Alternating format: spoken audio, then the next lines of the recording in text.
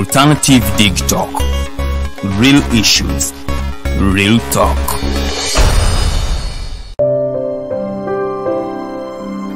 Hey Ugandans, I'm Lieutenant Colonel Dewa Kiki, the Deputy Defense Spokesperson and actually the Deputy Spokesperson for the Uganda People's Defense Forces. I was hosted on Alternative Dig Talk. I encourage all Ugandans that this is the way to go. Always watch, participate, give your views and ask questions on Alternative Dig Talk. Dig Talk, the way to go.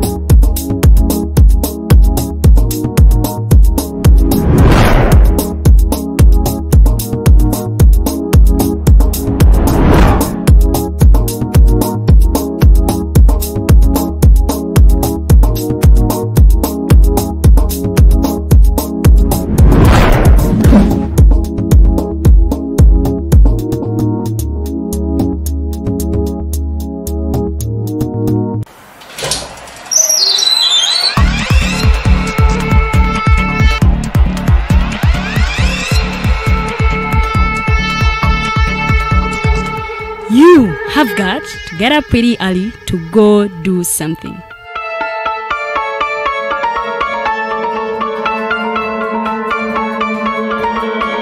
We are the Alternative Dig Talk.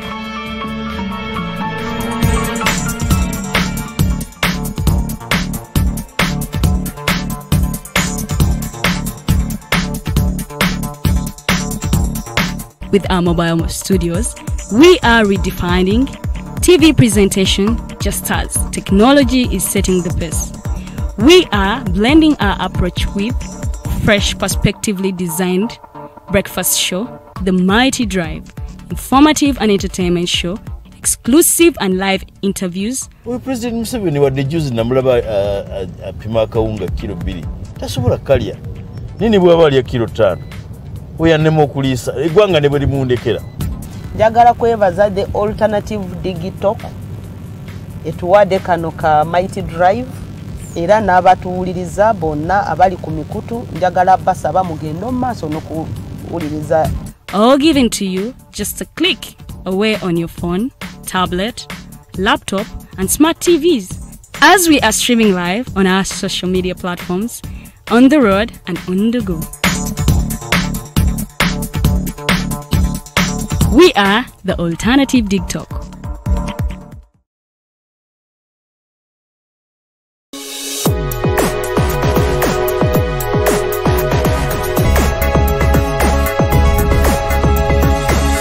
The Alternative Dig Talk.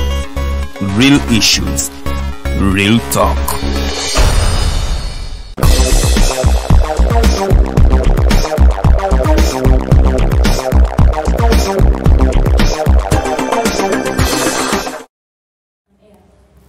Musiri mutya mwena abatwekomideko sawa zino era mwena abatusedde obunambiro kuba timunange mwekanya programu ya mwenganzi eya voltage elunaku lwa Monday munange ennaku z'omwezi no ziri 28 omwezi tuli mu gwa mukaaga omwaka 2021 mbabuuzako yena James Nzidde okubanga mutulaba batulabira mu bitundu by'eggwanga ebyenjawulo mu ggwanga Uganda wamu n'emitala w'amayanja bamikwano mwebale nnyo mwebalire ddala kyemukola ky'amaanyi omulimu gw'omukola ettoffaali lyemukola eryo liba ly'amaanyi nnyo nnyo nnyini ddala era muba mutadde ettoffaali akukusomesa ate eggwanga Uganda ate nga ffe kyetwoyo kubanga munnange tukola olunaku olwaleero bingi betugenda okuba nga tutunuulira betugenda okuba nga twogerako era nga mwe muli ensonga ya shadow cabinet. Yes, kulira oludda oluvuganya oba oluwabula gavumenti ate gye yavaayo kubanga munnange afulumye naye ng'ekikwewuunyisa waliwo amannya gaali gasuubirwa okuba nti ganaabeera mu shadow cabinet eno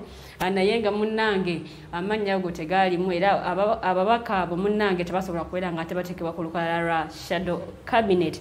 So betugenda okuba nga tutunuulira era nga mbaaniriza nnyo nnyini ddala amannya nze Omumbejja Luwedde Lilian era nga mu studios nyinamu abagenyi babiri okuli omukulu Mayanja Robert Independent Mind talina kibiina mwagwa naye nga muwagizi wa kibiina kya Forum for Democratic Change awamu n'omukulu Kyaguba Katongole Robert era nga ono ava mu kibiina ekya National Resistance Movement era nga kya kibiina ate ekiri mu buyinza. Tugenda kuba tugayagaya mu nsonga zino okutuukira ddala ssaawa 3 ez'ekiro. Yes, nga tuwulira okuva eri bo biki ate ebigenda maaso mu ggwanga bo babiraba batya ate era nga batuwa n'endowooza zaabwe ku biki ebyali badde ate bikolebwa. So mbaaniriza nnyo nnyini ddala mwena abafunye obuzibu obw'enjawulo abafiiriddwa bamikwano twongera okunyolebwa wamu nammwe.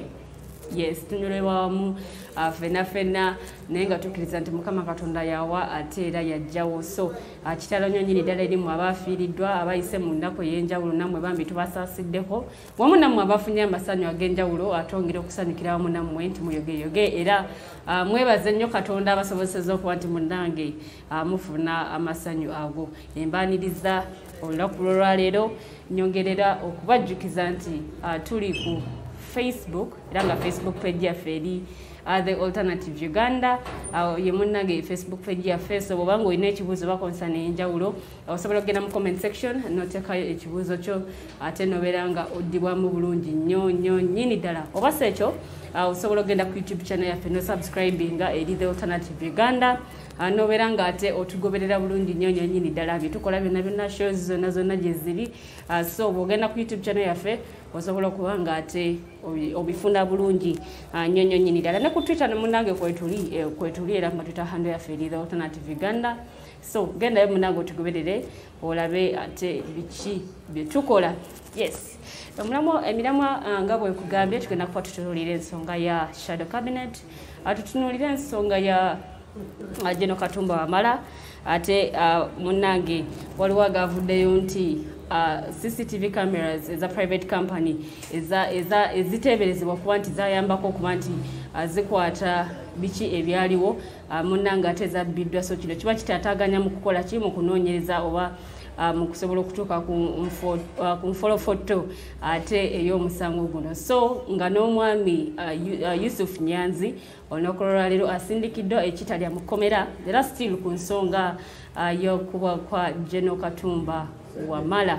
Yes, bamusindise mu kkomera ekitalya abeereyo era nga munnange byavudde ku nsonga za General Katumba Wamala. Jjukira omwami ono yakwatibwako mu mwaka gwa 2017 anasimbibwa mu maaso g'omulamuzi era nga aguddwako omusango gw'okutta AIGP Felix Kaweesi. So ye muntu y'omu ate gwe baremandize ekitalya awamu n'ensonga za COVID-19. Tutunuulira biki ebigenda mu maaso ku nsonga eno eya COVID. Tujjukire nti Prime Minister eyasuubiza yabayo nategeeza nti abagenda kuba bayambako ku families ez'enjawulo ku nsonga eno eya lockdown okuba nti babayambako okubadduukirira mugeremu oba endala naye ng'abantu beemulugunya nti akasente tekanakubeera nga katuuka. Ate era waliwo n'omwana eyattiddwa.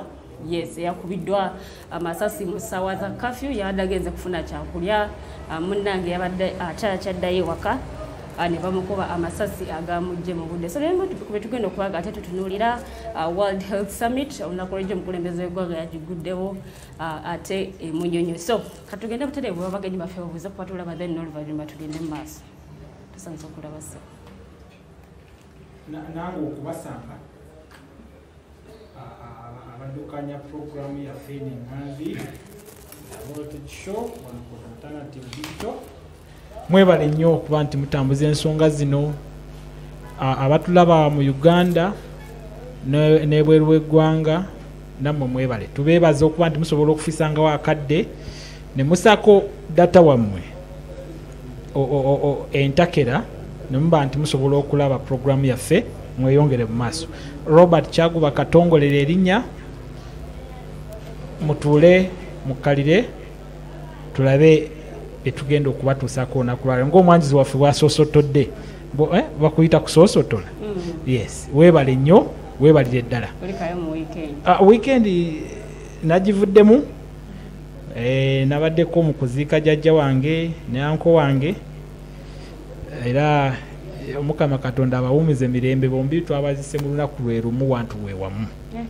So kitalo nnyo bannayuganda bannaye mwekuume endwadde weeri era endwadde eri mu kuluma abantu era endwadde enetta singa tewabeerawo omuntu akubuulirira oyinza okufa depression ekyekiso kubanga omuntu kiringa omulwadde wa AIDS w'omugambira nti okimanyi nti olina siriimu yeekanga kati ne kana akalwadde ke we kali bingi nti eri virus ate neya AIDS eri virus omuntu wagamba nti munaye okimanyi nti akawuka kakutte muli osooka obwongo ne busooka bukyalamu so n'olwekyo okwewala embeera eyo yonna nsaba busabi nti bannayuganda tubeere bagumu buli kimu ekintu kyonna kye bagamba nti kiwona we can fight n'otereera so tofanga oli depressed endowooza yo n'ekyuka olw'ekintu ekiriwo mu buno obudde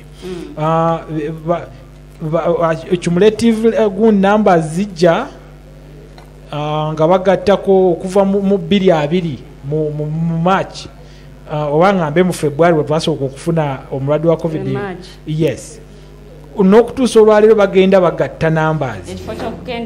Singa batugamba nti munaye bali baawona kubanga yasookera ddala okulwala COVID teyafa era yawona dda naye tukyamubala nti akafuna emitwalo emeka ena egy'abalwadde. Therefore nze ntunuuliramu nze ŋŋamba nti ekintu bwe kityo kyekiri mu kusingira ddala okutta abantu mu ggwanga lino nti fine obulwadde weebuli naye lwaki mmwe mutubuulira cumulative numbers nga temutubuulira the exact figure nti olwaleero tulina abalwadde 5 mu ddwaliro e Mulago, tulina abalwadde 3 e Kiruddu, tulina abalwadde bwe batiwa mu ddwaliro bwe riti than ifo tubuulira abo abaawonedde abagenda mu byabo n'abamu obulinzi okuwerooza nga balina bweru naye bakyatubalira nti tulina abalwadde ba COVID emitwalo 5. Mukulu Kyaguba submission yeyo ogenda kubanga ojwanga tetutuuse ku nsonga y'okwogera ku COVID-19. Ujja ekiri anti munaye mbadde sitegedde naye nze kyembadde ŋŋamba nti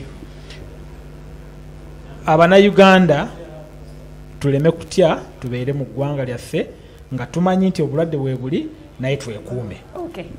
Oyo ye Mukulu Kyaguba muwulidde bulungi nnyonyonyi ddala era nga weekend eno waliwo ababadde batambuza amawulire ku mukulembeze w'eggwanga. Ekirungi tulina Mukulu Mayanja Robert agenda kuba naye awaako submission ye ku nsonga eno era nga kasooke mu omukisa asooka abuuze ku batulaba then bwe kinaatuuka ku nsonga eyo ate tugenda kuba naye tujoogerako n'engeri social media gyekozeseddwamu obubi ate okutambuza amawulire amafu.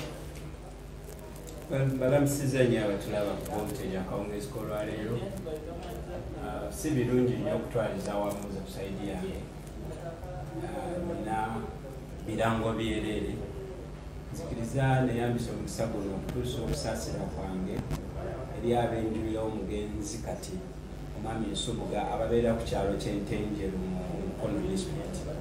Omwami Nsubuga y'omu ku bakadde ffe abaatukuza bwe mba nnina empisa embi abo be bandeera, bwe mba nnina empisa ennungi abo be bamu ku bakadde nga si directly relative naye nga bwakusanga akugololanga mukadde sirabanayo omuzadde alina kwagala nga mugenzi Nsubuga.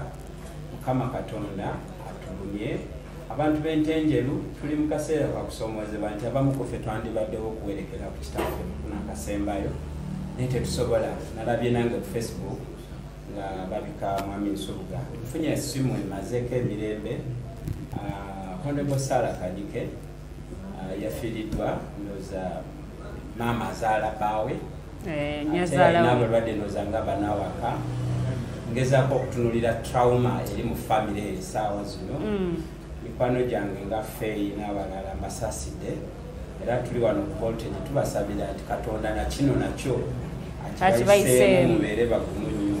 Sinza butasaasira abantu b'Ekawempe division olw'okufiirwa omu ku basajja nze be nakola manyi nti yalina ssente yekka Genopatis. Kitalo nnyonnyonnyini ddala. Ekiri e Kawempe kyo kifumba mutuku abasajja abakulu abamanya amakukunavu mu Kawempe bangi bagenze mu wiki bize tukubye emabega bangi bafude. So wiki yange bwetyo bwefaanana nebaza Katonda nti nakawa the vision for this time. Cases si nyingi nnyo.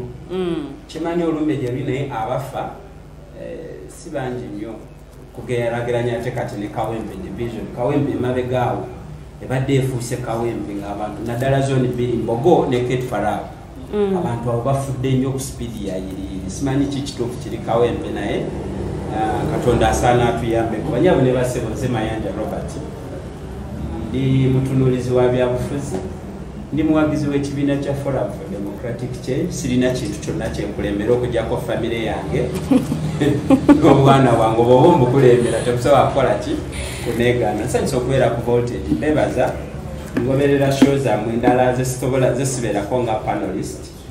Ndiidi omutindo omugusitudde revolution ya digitalization ndowoozayo kati ekutta kati njagala just kukunga abalanzi. Nange nyumiddwa nga Voltage efunye sponsor. Voltage efunye sponsor kubanga tulabika omanyi okutandika ekintu kyangu naye okisustaininga over a period of time si kyangu n'akatono. Bwetubanga tulivinze from the first show gye twakola wano tuusa leero nze ndowooza we need to congratulate ourselves but also the public. Kino ekintu mukiyimirizewo because kyammwe neyanziza nnyo nyabo nawe moderator atatukowa so silwakuba nti tutegeera nnyo waliwo olumu wetuvaako of course ne tuzibiriza nga tubalaba naye nga ate tetubalaba naye nga tubawulira nga weebali naye nga tetubalaba nga tubawulira bangi. So okugumiikiriza bw'oyitamu I am confident nti at the end of this road nawe ogenda kubeerwa. Nze nanyumirwanga nnyo Rare King ku CNN. So nze ndaba nawe lugendo lwokoze ki lwokulembedde. Oba mu Uganda onobeera Shaksad simanyi newe bale. Ye mukulu Mayanja Robert tweyanziza nnyo. Muwaayo obudde bungi nnyo mwenna abalaba ate era n'abagenyi baffe abatatukowa abajja munanga ate ne boogera ku nsonga zino ne boogera ku bigenda mu maaso mu ggwanga. Mwebale nnyo mwebale ddala tusiima nnyo Mwami Mayanja awamu ne mukulu Kyaguba tusiimira ddala ekyo kyonna kyonna kye mukola. Ninayo kamuke neerabidde. Leero mazaalibwa ga mukwano gwange ku Facebook Ainelio Nalibate. No, Sigang, celebrating mazaalibwa gange. We need to celebrate these people. Beba mukofeso no ani Liberty. Happy birthday, may you grow and take the responsibility. Byonna bye mbadde nkola gwe olina obikola kati ofuse musajja mukulu. Eggwanga nze liba linemye okununula. Kindly come and take on these shoes. Mpozzi n'ekirala Ferdinand. Because alternative movement, we need a campaign about Ferdinand. It's too much. Aludde mukomera. Bali bannaffe bajjayo abaabwe. Manyi kati bino byakweberera. Yali agenda kudda naye. Bali bannaffe bajjayo abaabwe kati ono waffe. Kooti zaawo. Abaganda bagamba azaala ekibi akikola ki? Ate nyo obutelemererwa masanga the movement should now take up a campaign, an online campaign to demand for the release of Ferdinand. Okay. He's entitled to a bail as a Ugandan, so I think we need to take it up. Mubadde mwesuliddeyo gwa nagamba. Mubaddewo obunafunafu. Tuyiname tukirekedde but it belongs to all of us. Kubanga we bamukwata ne bamukola bwe batukitegeeza. Omulala najjo college ekifaanagano ekya Ferdinand ne bajja kutta muti. So we need to up our game and demand for his release. Family ye mwetaaga teyatta muntu. Okay. Olaba ono bwe batwala mu UCC mu ICC nga bamuvunaana ejjakkonyi naye yagenze n'akola appeal because it is his right. What about Ferdinand? So we need Ferdinand out seriously. Okay, mukulu Mayanja mumuwulidde bulungi nnyo nnyini ddala era nga ab'ekisinde kya Alternative Social Movement mwekolemu omulimu ogw'amaanyi okulaba nti munnange Mwami Luther Ferdinand atasobola okuba nga munnange abafuluma ate naye alye ku butaala. Ab'ekibiina kya NUP badimandinga abaabwe tuba tetunnabagenda munaku ana mu bbiri eza lockdown ne babata. So ne mukulu Luther Ferdinand munnange omulanga ate gwongerwemu okusobola okulaba nti ate naye avaayo era nga naye yeeyagala era nga alya obutaala. Happy birthday omugoberezi waffe era omulabi waffe Nakinku atugoberera sharinga commentinga omwami Innocent Ainebyona amazaalibwa amalungi katusubire olunaku lw'olutamu oluyiseemu bulungi nnyo nnyini ddala. So webale nnyo kubanga ate otugoberera, webale nnyo kubanga okomentinga, ate webale nnyo kubanga munnange osharinga ate shows zonna. Tugenda kuba tutandikirawo butereevu era nga tugenda kuba tutandika ne shadow cabinet. Mukulu Mayanja wagirabyeko? Shadow cabinet. Sinabudde ba shadow cabinet. Shadow. Kintu kimunze kye nali makinzeeko. Abantu ba Uganda bali fane. Ssemujju yesimba kuwa speaker. Of course abantu opo ne balonda nze bye nali mbasuubira. Abantu abamu ne bavaayo ne bakastigatinga Nuupu. Lwaki teyalonze Ssemujju? Nze amanyi Nuupu kyetegeeza nze seewuunya. Era nali wano ne mbagamba Ssemujju bw'afuna obululu 10 ajja kuba yawangudde. Kati bwe yafuna 15 ya performinga beyond my expectations. Naye nze nali nkimanyi nti Ssemujju bwe yeesimbawo bino ebirala ebisigaddeyo tetumusuubirayo.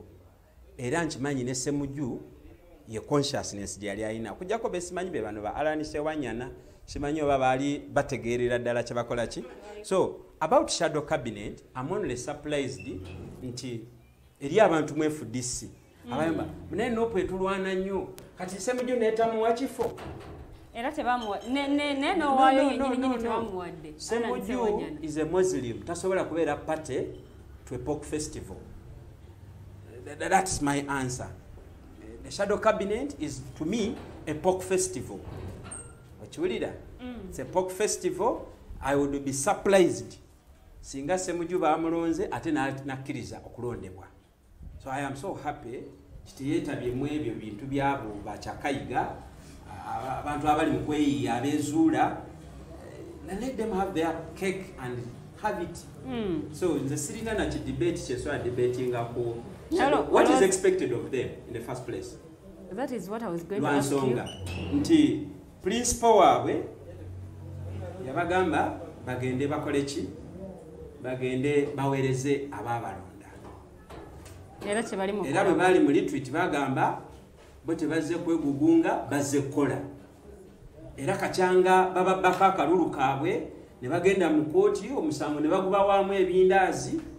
There is nothing at all that proves that these people have come to offer something else apart from what we have been used to.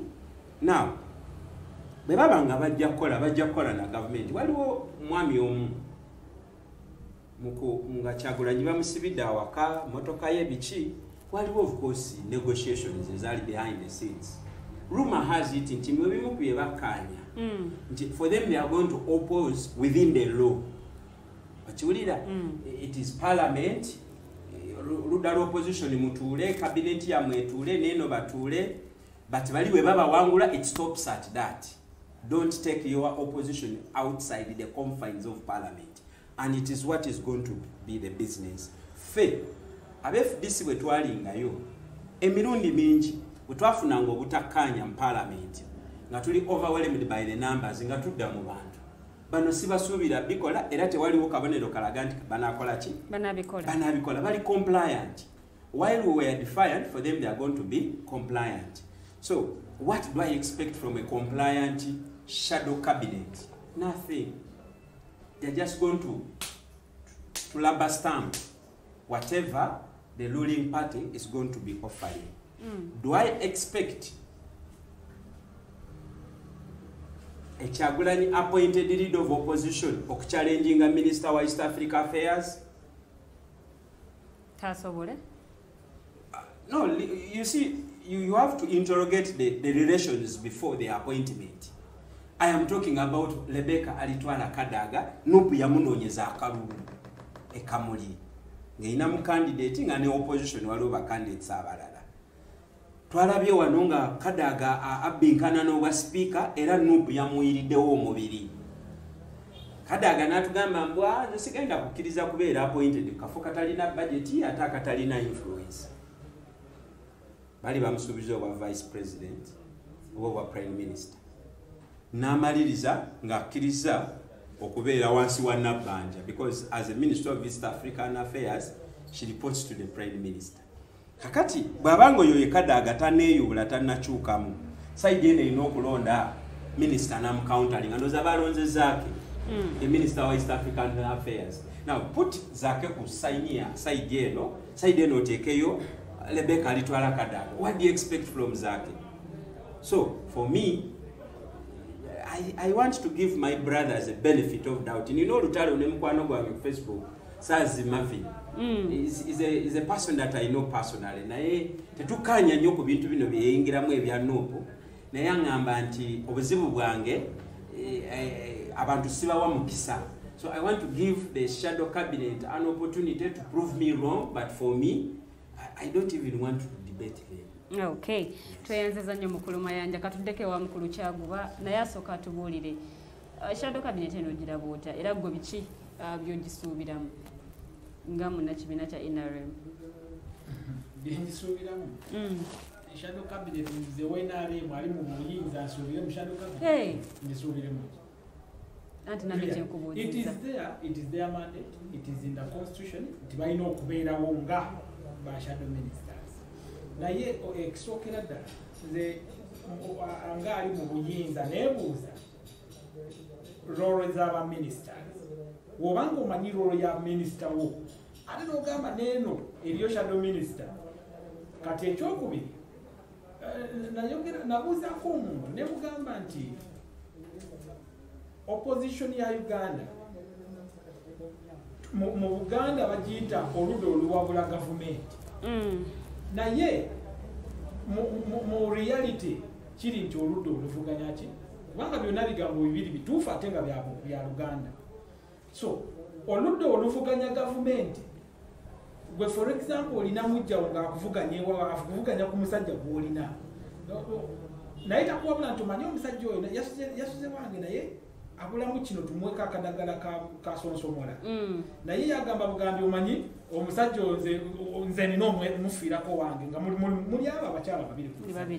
Onjagala ombuulire omwagaliza oba tomwagaliza. Kati yoyo avuganya naye nga tawabula.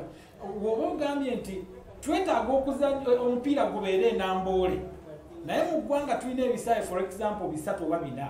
Tulina ekitende ne tulina ekyerugumu ne tubeera nekyawano wano wansi mu wino then ne Namboole.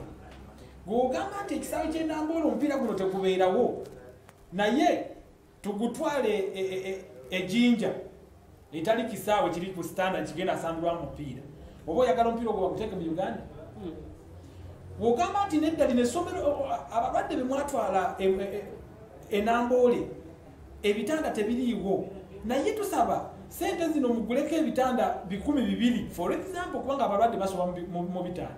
Naye nogamba muguleko ebitanda 200 muteeke enamboole olinaava nagamba okimanyi tewali kyetusobola kukolera abalwadde bali namboole so tubajjewo bonna badde mu maka gaabwe.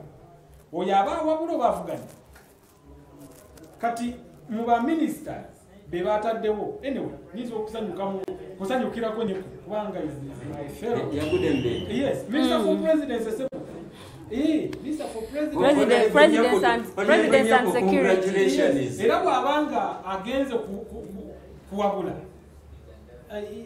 nga bakkiriziganyiza okuwabulagana ne Minister wa Presidency ali wano kati ono Babalanda kati bw'obanga bazze kuwabulagana ng'ali olya Minister wa President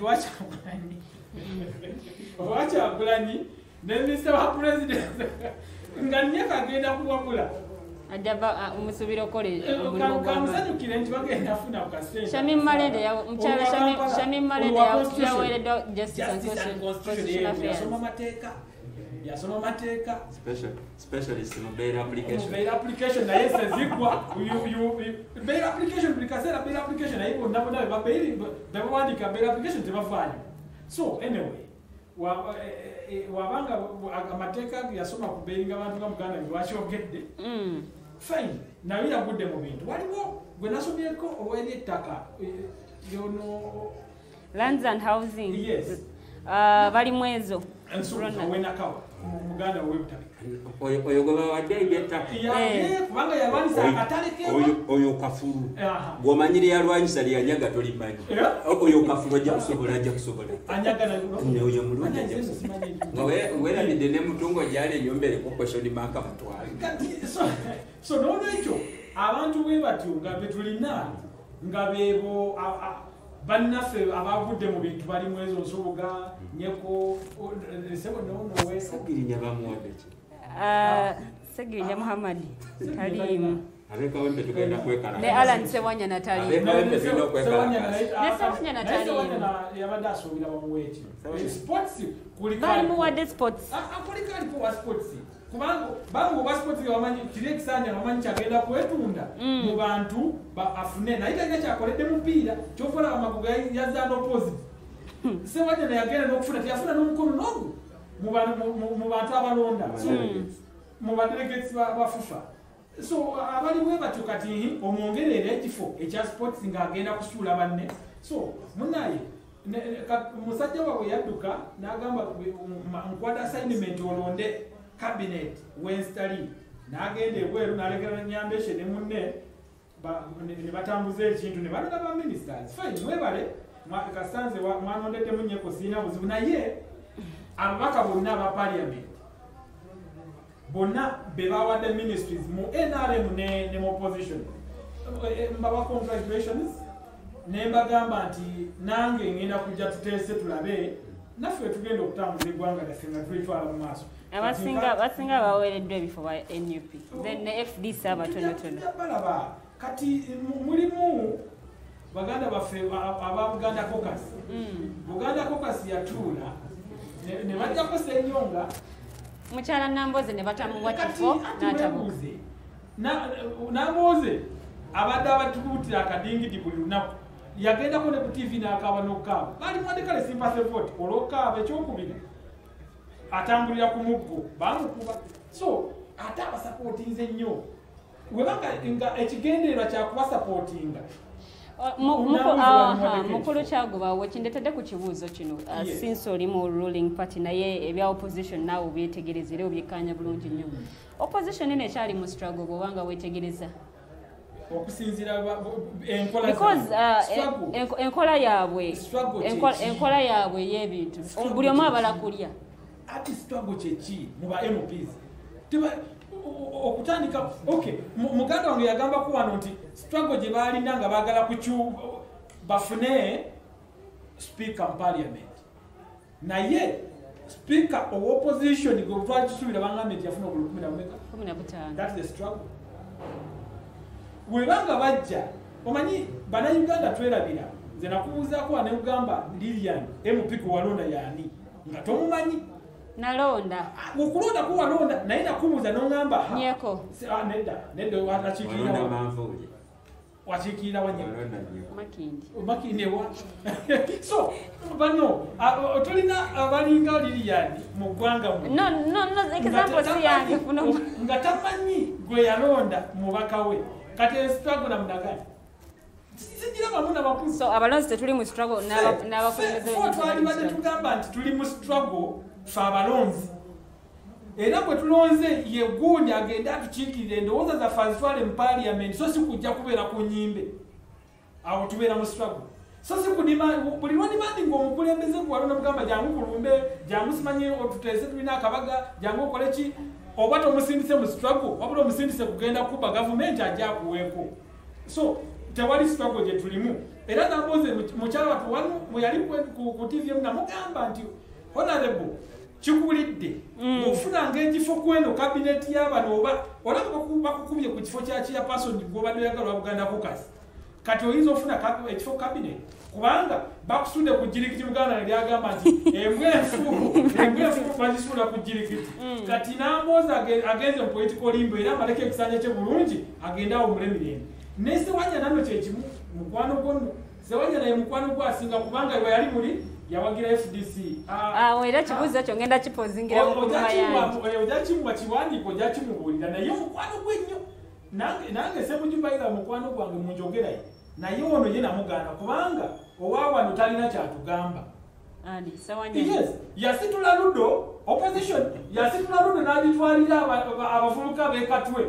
Abavubuka abandi nande ekitundu. No mu myaka egi. Navuga amafuta ga mitwala. Otegera banaye basakidde baletedde ludo. Bamuwa emmotoka bamuwa sente okugula emmotoka miliyoni 2. Bisatu. N'agula emmotoka kalidina ey'emiliyoni 4 nange gye nsasobola vuga. Naye yoyo MP wamwe yakole ebizibu kati bizibu ki oye lwaki ojja mu parliament ng'olina ebizibu ojja tuki waliwo ebigo bitalaze on the floor of parliament otugambe tingenda kulondola ekirundo amalwaliro g'ekirundo njagala mpeeko report nti yavaayoko ne report egamba nti nagenda mu parliament neŋŋamba nti kiruddu twetaaga eddagala gundi magnesium takyaliyo paracetamol takyaliyo kubanga buli ayingira ekiruddu awo asasula. Ndina omukyala gye yaŋŋambye nti okimanyi nti mutabani ekiruddu ngendayo nga bali mu kunjoza ensigo naye mu wiiki ngendayo emirundi 2 buli lwe ngenda asasula emitwalo 6 mukadde 60,000 buli lwajingira kiruddu naye tulina MP wano atamanyi na kumanya nti kiruddu buli lwogenda ngaamujjanjabira mu ddwaliro lya bbeeyi so kiruddu lya gavumenti. Yeah, it's a government hospital. Naye babaka bameka bagenda amalwaliro ga government. How much is budgeted ogenda mu health system? Mwami Kyaguba, babaka bameka bagenda amalwaliro ga government. Most of the time bwe balwala bafuluma na bweru wa ggwanga gy'abajjanjabira. Mutereze health system mu ggwanga gy'obeera. That's why COVID onatuyambye ffenna abalwadde tulwalireko wamu era tufiire wamu. Unaba MP basaana kulwalirako kiruddu, basaana kulwalirako mulago, tulabe bwe banaakomawo. Kubanga omukyala yankwasira ku yali mu ddwaliro olwasooka yaŋŋamba nti bansabye mitwalo 85 just one single day lwogenda okubeera ekiruddu lwamusaba mitwalo 85.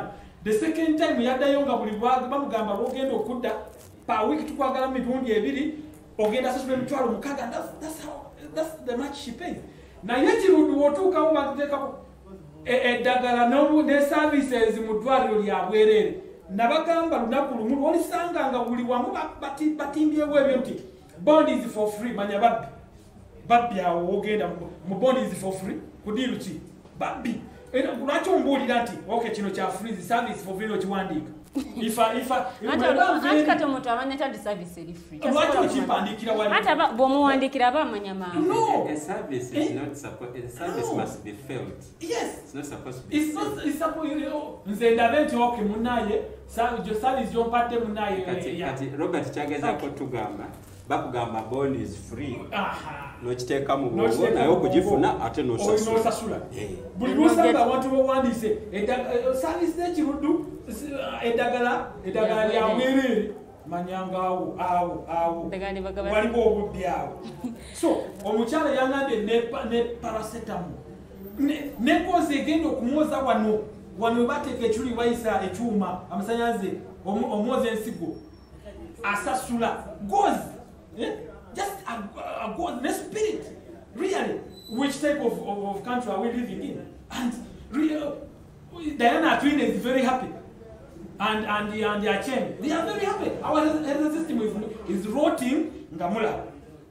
Yali minister yali gundi wa Dr. President oyo Diana Atwine Kajiji namugjayo namugamba jangu tubeere wano kubanga wano wali okubba minister of health. Please niga munalamentinga mutya you two people Diana ne Acheng, you are thieves muli babbi. Okay, mukulu Kyaguba tweyanze katuddeko ate ewa mukulu Mayanja ku nsonga ya struggle erimwe aba opposition. Waliwo ebigambibwa nti mukulu Alan Sewanyana teyaweereddwa ministry mu shadow cabinet kubanga ya supportinga nnyo omulodi mayor Elias Lukwago ate era nayendoosinga Honorable Ibrahim Ssemujjunganda ku bya speakership. Ebibuuzo bingi naye ekyo kyenjagala osembyayo naye okusooka njagala kwebaza the alternative social movement. Mulina omuntu w'okulikuluutinga gwe mutanaba kuteekako mwoyo. Otunulira Robert nga ademonstratinga anga eyabakola mu gavumenti ye nga bafuuka vampire. Sebo tukusaanikidde. Because this movement I'm talking about, it's not a partisan movement. It's a platform egenda okuwa amaanyi ne numbers okutuusa message eyo. I feel your pain, my brother. I do feel your pain. And I want to challenge you.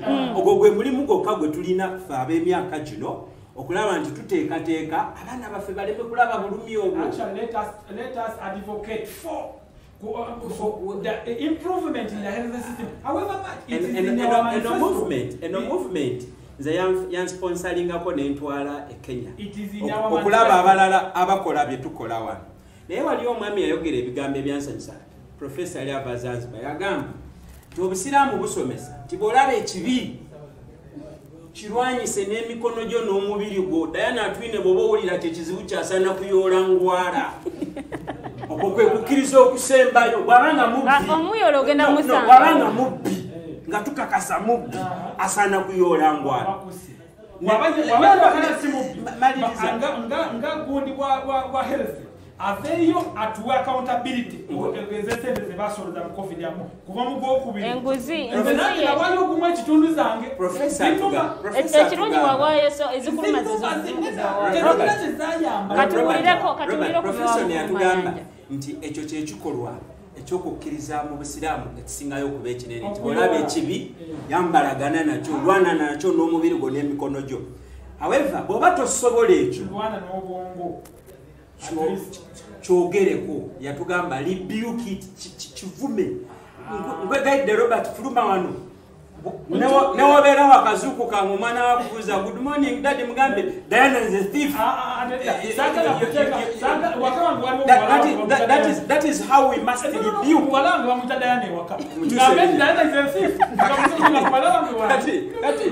Bw'oba tosobola ekyo kati Diana muvire bwezifuna butuuze ko. That is ebigambo byezijukira professor naye mbadde njagala okuddamu ekibuzo kyo. Nga tetunaba kugenda mu nitty-gritties z'aba shadow ministers each individually. This system of parliament nti wabeerawo ruling party then wabeera ne shadow cabinet. It is premised on an assumption nti both the ruling party and the opposition party or parties zirina ideological differences and principles. A very good example yaba Democrats ne Republicans mu America. Ba conservatives so bale ba party mu England nebirala. Kakati bring it home. Do we appreciate the ideological difference between NRM and the NUP? Because right now NUP yekulembera ki. Maybe conversation eno teyandibadde bweti singa Uganda People's Congress abalina a very clear ideological distinction from the NRM nga bebakulembedde opposition. Singa FDC abalina a very clear ideological distinction from the NRM. Kakati abantu bwetubanga tuganye tetwafuna mukisa n'olwaleero tuganye okufuna omukisa bagayi bano batubuulire bo bakkiririza muki. You know, they only tell us one thing: Museveni must go. Museveni must go. You see, a party is built to fight simply an individual. Okay, Museveni bw'avaawo what next? Owanupu nga kuga ajja kuvuma, ajja kuba kumanyo. No, that is what they do. Ate bino tubyogereko. So nga tetumanyi kiki establishing opposition ya NUP to NRM. We cannot debate expectation of our ministers and individuals. Let me give you an example. The FDC believes in a very small government. It prioritizes accountability. Now, from FDC, Museveni we around our minister atano. We could only appoint, is it 23? Around there. Actually, abasatu aba beyongeramu gye n'omuntu be yasemba okulonda waliwo okusika omugwa kw'amaanyi. Bakiwulira? It is a principle. We believe that for a government to bring services closer to the people, it doesn't have to appoint every Tom, Dick and Harry into a minister. You get? Just like we don't believe that we need a parliament which fits into a stadium in order to legislate. Kakati bano bo bannaffe ku bino bo bagamba ki? Tetubimanyi. So ze neewuunyiza ne ka cabinet beesedde bonna badde balina kuba baminisita bonna 5 mu bameka plus others. Tebanatugamba mbu bo tebalina buzibu na kigavumenti kinene. Kizibu bakirina ku muntu omu yekka Yoweri Kaguta Museveni asaana akole ki abaviire. Number 2, FDC ekkiriza nti priorities enkulu sente zaffe tuzimalire mu byanjigiriza mu byabulimi na byabulamu. Bano tebanabitugambako ku bino. Kakati what is going to be the basis of their opposition to the NRM minus Museveni? Because Museveni is not a member of parliament. Nupu bagizimbye tibolaba Museveni au struggle ngetandika. So when you remove Museveni from the picture, there is no struggle. For us, we believe that it's not only Museveni. Museveni is just a by the way. What so are not too round on the COVID? God forbid. But we are fighting a bigger evil than an individual. In fact, we trace our struggle from the independence injustices. For us, we believe that mundu eyaletebwa omuzungu eyatujjako eggwanga lyaffe. So olutalo lw'okweddiza eggwanga lyaffe liwa kudefeatinga mundu nayo nazirina oba Besigye yayine mundu, we fight against Besigye and to defeating ene mundu ze. Kati ekyo kyekikola basis ya opposition. Era bwe tuba tulonda ba cabinet, shadow cabinet, ebyo bye tubakwasa. Bakiwulira nti because tukkiririza nti obulimi kikulu nnyo. N'ebyobulamu kikulu nnyo. No, kansokere ku byabulimi nti obulimi kikulu nnyo. Therefore, we must have a plan for urbanization. Era Betty Namboze, we are shadow minister wa Kampala, bogenda ku internet nononya gye bayita compendium of opposition alternative policies, gyajja plan y'okuzimba ebibuga ebirala 7. Government kye taking on yo nekola ebibuga nga bwe yakola ki nga bwe yabireeta. Lwaki tulowooza kubanga tukimanyi nti mawanga yonna gye tugenze abaavu babeera mu bibuga. Ebyalo ettaka tulirekera abagagga be balirimako be basobola okulima on a commercial level n'ebirala. So bwe tuba tukulonda okubeera ku shadow cabinet nga tukuwadde ensonga 3 kw'olina okufiira ebyenjigiriza, ebyobulamu n'ebyobulimi. Bino bye bizaala dockets endala banigo tutadde mu tourism, anigo tutadde mu trade and industry, basis eva kuno. Kati bano bannaffe bino tebabitugambangako. So bebawadde obwa minisita tubajajingire basinzidde kuki? Tebatugambye nti basiraamu. Nolwekyo nti bwe tubasanga ku nsiniya z'embizi tubakuba amayinja. Tebatugambye nti balokole nti bwe tunaabasanga n'eyirizi mu kiwato tubagwe mu malaka. So balokole, basiraamu, basabize bali awo. Kakati bagenda kuopozinga ki? Awo nyini. Wensaba osimba akati. Producer ngamba nti tusooke tugere tumale okuwummulamu The Voltage program gy'oli mu kulaba. Twogera ku nsonga nga bwe ziri era abagenyi be tulina mu studios ate nabo batubuulira ki ate kye balowooza ku ebyo ebigenda maaso mu ggwanga. Amanya nze Omumbejja Luwedde Lilian. Katukomewo mu ssaawa yaffe ey'okubiri temuvaawo.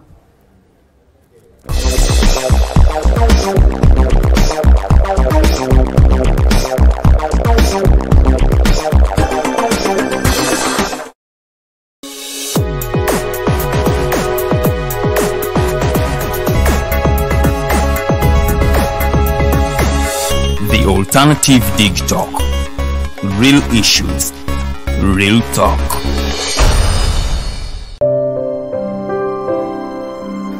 Hey Ugandans, I'm Lieutenant Colonel Dewa Kiki, the Deputy Defense Spokesperson and actually the Deputy Spokesperson for the Uganda People's Defense Forces. I was hosted on Alternative Dig Talk. I encourage all Ugandans that this is the way to go. Always watch, participate, give your views and ask questions on Alternative Dig Talk. Dig Talk, the way to go.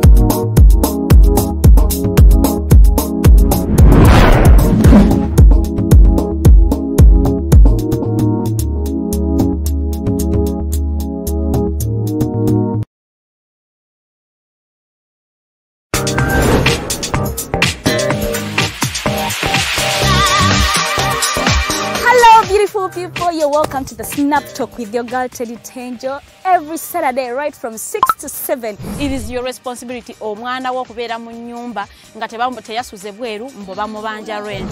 Koyo kulaba abalenzi abo abasajja abakunga. Butuufu tebabuulirirwa nga babulamu. Towerabira nti tuli wano ku the Alternative Dig Talk. Mukwano gwange gwaliye. Topic kiji wandiyagadde twogereko. Is it about family? You can take your time. Look for a job, stabilize, men will come. Men will always be there, you will get the men. Bonna goyagala musajja yenna goyagala ojja mufuna. Embaga ketuuke. Bino bitu byasenga na ojja bafuna. Naye ng'oli asitudde ttu yakedde ku macabaga nti nsitudde ttu. Naye nga mutuufu agambye nti gy'akyali. Akyali muto. Is it outside family? Is it society? Oh, could it be relationships? Just be commenting a topic yona gyandiyagadde twogereko tujjako tujogera kwano ku the Alternative Dig Talk ku share enganzi the Snap Talk.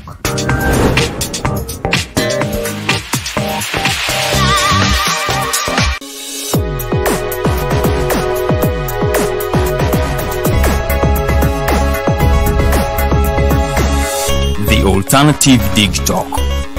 Real issues, real talk.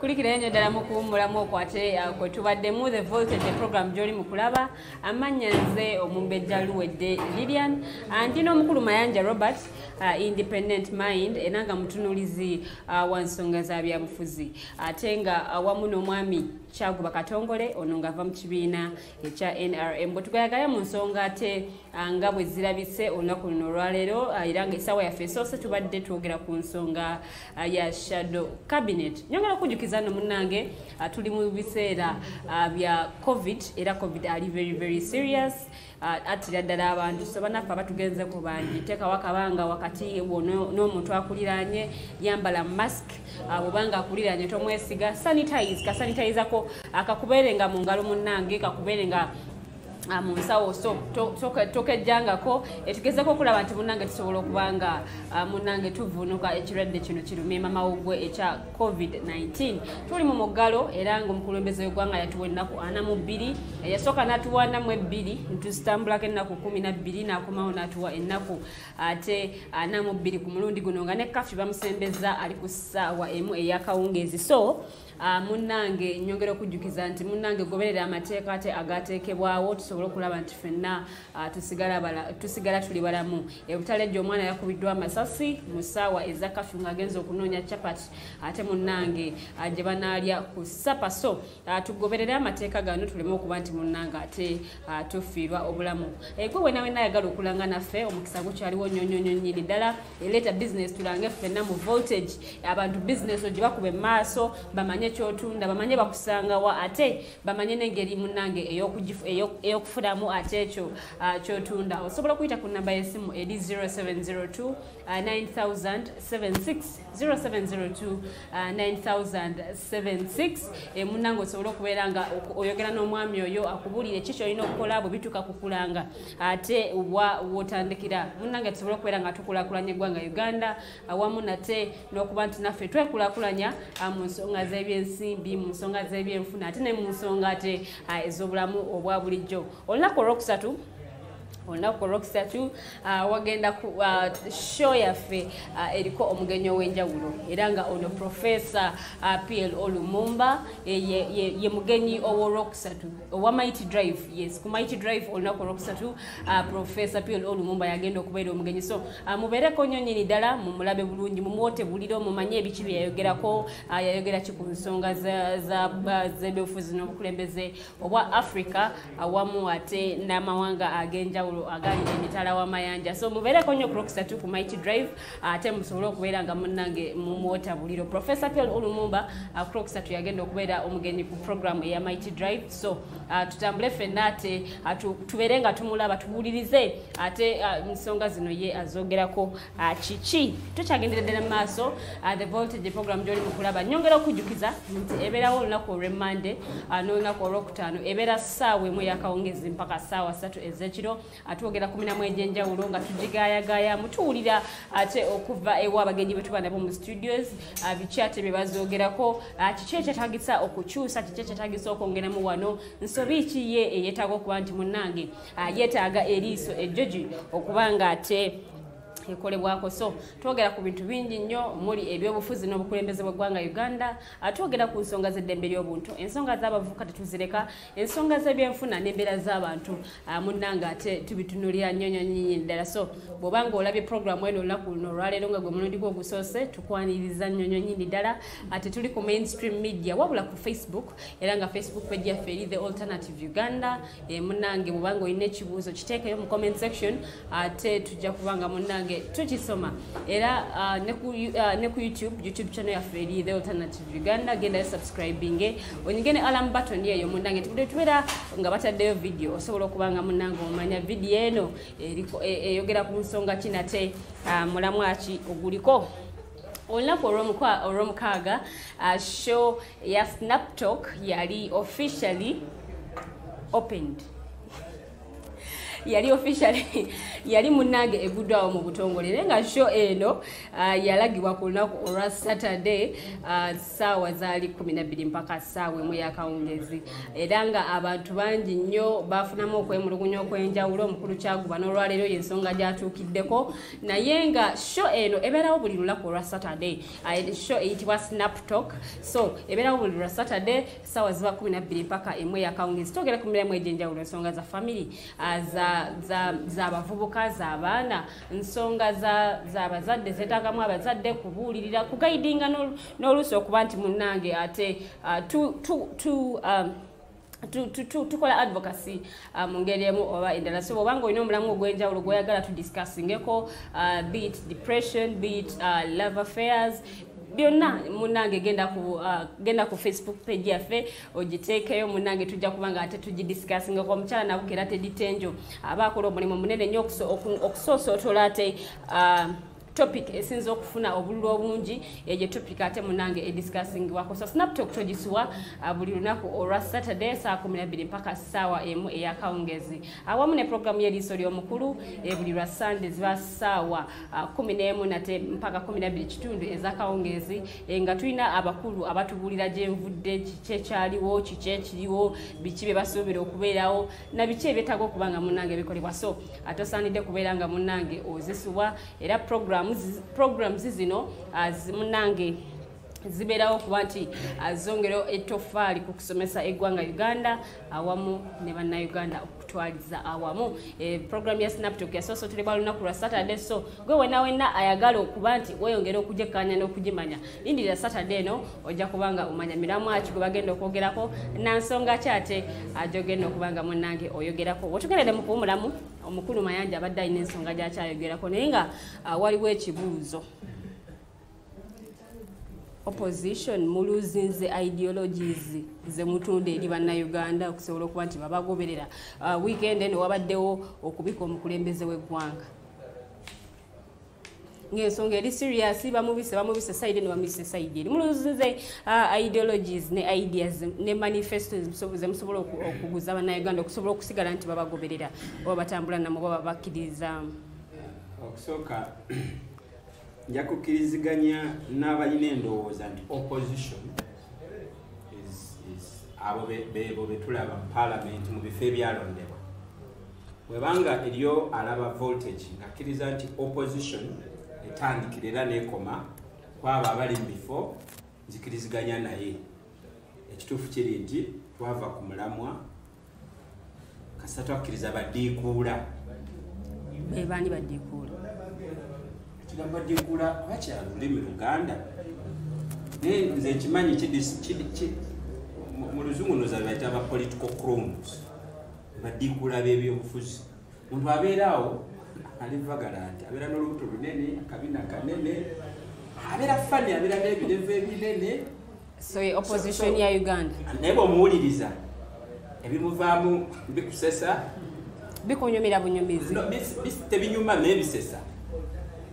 Sometimes ebinyuma tebisesa. When you listen to a good song, you don't laugh. You have that feeling. You have that. Naye kati bw'olaba ebisesa opposition yaffe. Now, abantu bano nze ngenze mbagoberera. Waliwo omuntu omuyanga nti walaba ng'omuntu nga muzibe abaawulira nnyo. Kati bw'ofuna omuntu ng'alina obuzibu mu bwongo ate yaba atya. Ayogera nnyo. Kakati no, because today when you talk about opposition the answer is no. Nze ntambudde n'abantu bano okuva gye baava ebugiri okutuuka olwaleero mu kampeyini zonna ze twakola nga tukola issues eziri substantive bo bayambisa nnyo propaganda balimba. Nzijukira bulungi nnyo waliwo olukuŋŋaana lwe twakuba e Naluwerere. Secretary General wa FDC Al Kaija n'abako statement gye yakola. Abaana abo ne bagenda mu studio ya radio emu gye sijja kwatuukiriza wano ku mpewo ne ba editing eddoboozi lya Kaija nga bw'oliwulira nga tewabadde ku llale kiri ky'okwala naye eyali ku llale ng'otegeera nti kano baakazannyiddemu. After all pate yaba DJ baba MC style ya Labadoba style kati ebyo babimanyi kwate eddoboozi likyusa olikolo ki. So eddoboozi eryo baaligaba ku buli muntu ku simu nga n'alina akasimu akatininga kati ng'alirina. Eyo yemu ku damage FDC gye yafuna ebugiri. Era bw'oba oyo abantu bali proud nnyo ku victory gye bajja ebugiri. In fact bagamba ekigambo people power bakizaalirawa bakizaalira bugiri. So ekyo kye babadde bakola bajja ne batugamba mbu Kyagulanyi bw'ajja mu kalulu ng'owangula naye tebakubuulira bwe yagenda enebbi biki ebyakola ki tebogera ku bululu bulala bwonna bwe yagendamu n'atawangula. Balowoozesa abantu nti Kyagulanyi bwe yagenda Arua mu nnaku 3 n'atandinga fortuniza Honorable Kasiano Wadri eyali erinnya eririformidde nnyo mu Arua. Kati bwe bamaze ebintu ebyo bikola nnyo mu campaign ez'obulutu. Osobola okuwereba Kyaguba enziro n'ogamba abantu nti omusajja ogwe mugenda okulonda musezi. Abantu ne batya Kyaguba nga ne waba ayambadde suuti ennyungi oba mulaba ali bwereere musezi agenda kusera era bamukuba akalulu. Now obuzibu bujja opposition bwetaganya oseeseetuka mu political mu campaign politics edde mu administrative politics. Wakati they are part of the administration balina kola administrative politics. Mu administrative politics tumala gasamwa kituufu ebyo bwe bibalemeredde bazzeeyo mu kibasinga okutegeera samwa. Abasajja abakulu baabika kabaka kabaka afudde ne batulaga ne vidiyo yo ekifaananyi nga maiti bagizinze. Katonda nsonyiwe kabaka taba maiti ebanjole ne batulowoozesa nti kabaka gwe baali bazinze muki.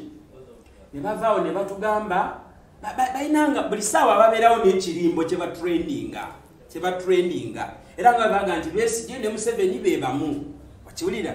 Kakati olwaleero bazze ne bakola ekyobusiru kisingayo okuba ekibi ne bagenda ku Facebook ate bayambisiza nnyo social media na Facebook ne baga nti essaawa yonna mu ekyo bakafulu bamanyi okukozesa Facebook naga nti essaawa yonna olina postinga. Then abantu ne bagenda ku mukulu nga babuuza essaawa yonna ki ekigenda okubeerawo. Ababuuza ki ekigenda okubeerawo balowooza nti abantu bagenda kulonkinga strategy ne baddako awedde. Kakati gye byaggweredde nga balifaalinga ku President Museveni.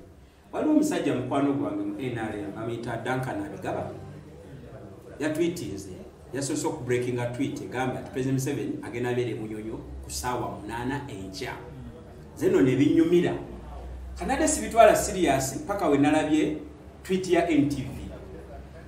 Manya bano bagayi bali fani ne NTV brand yayo nekkirizibwa okunyikibwa mu ebyebisooto. Naye kiki kino kyonna kibitegeeza nti kituufu bano bagayi tebalina strategy esobola kudefeatinga Museveni. Basalendalinze kati bazze mu ddogo oba mirako bali eyo basaba Katonda singa otuyamba ono covid atta buli mukadde n'atukwatira Museveni essaawa zino n'afiirawo kiba kiwedde.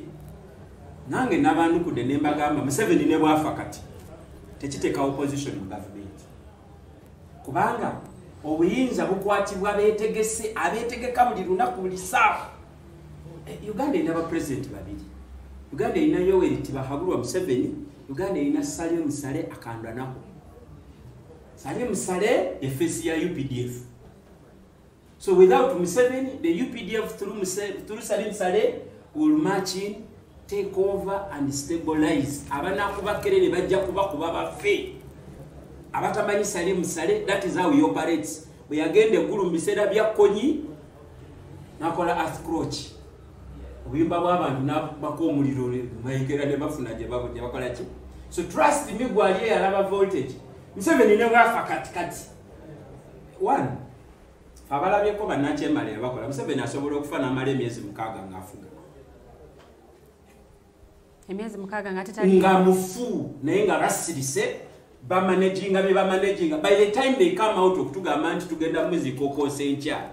Baba bamaze settinga team nga bwegenda okukola. So nze nganzi sobola kubeerawo nga ndi excited mu Museveni afudde. In fact, let me tell you, Museveni bw'afa nga tetumuggyeko mu buyinza nga tweyambisa amaanyi g'abantu tusobola okufuna genocide.